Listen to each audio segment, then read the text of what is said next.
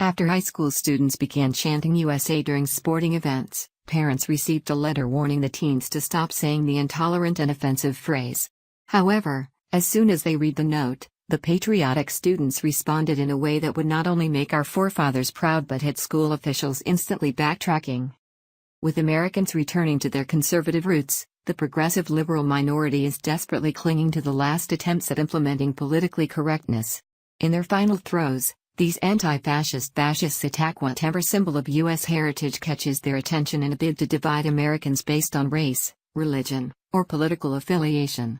Of course, the education system is always a favorite breeding ground for the left, as young minds are typically easily indoctrinated with their logical fallacies. Unfortunately, even the impressionable millennials are showcasing signs of abandoning the left's autocratic ideals for more autonomous ones.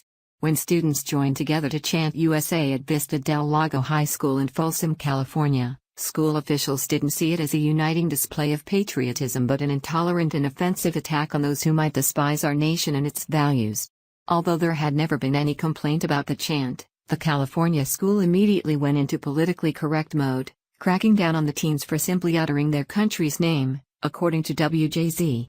While the school district was counting on the chance that students wouldn't know their rights, the patriotic teens quickly surprised them with their response. CBS 13 reports that school officials were forced to backtrack their initial warning after students and parents joined together to contest the decision, prompting staff to announce that there's no ban on chanting USA at school events. Students voiced their opposition to the district, reiterating their First Amendment right to free speech and reminding officials that if they attempt to stifle their constitutional liberties, they'll take appropriate measures. Additionally, students promised school officials that there will likely be even more chanting at this Friday's football game, clarifying that the theme is USA Pride.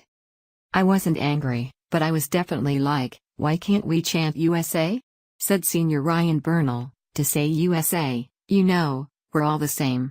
We're all American. It doesn't matter what your skin tone is or where you're from."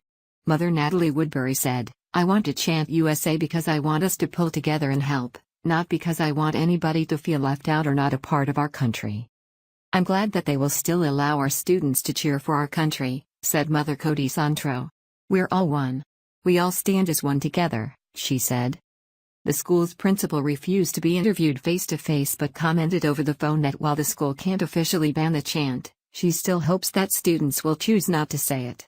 "We can communicate an unintended message," she said without explaining which message that would be.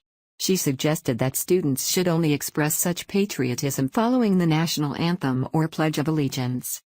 Folsom Cordova Unified Communications Director Daniel Thigpen supported the school's request, insinuating that chanting USA is patriotic but not kind.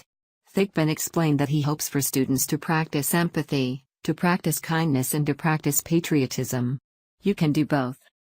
California Interscholastic Federation, CIF, San Joaquin Section Commission Mike Garrison, who oversees high school athletics, also expressed concern for the minority's feelings, arguing that there's a time and a place to yell that and cheer that.